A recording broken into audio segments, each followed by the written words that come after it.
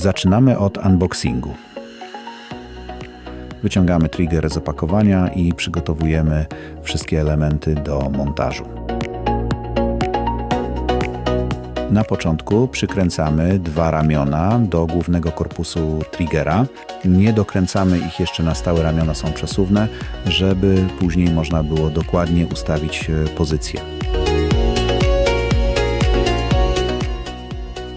Mamy do dyspozycji 3 rodzaje uchwytów, dopasowujemy je do głębokości werbla.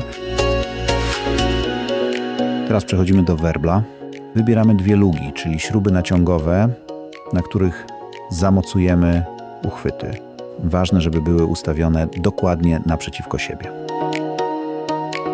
Wkładamy trigger do środka werbla i przykręcamy go do uchwytów.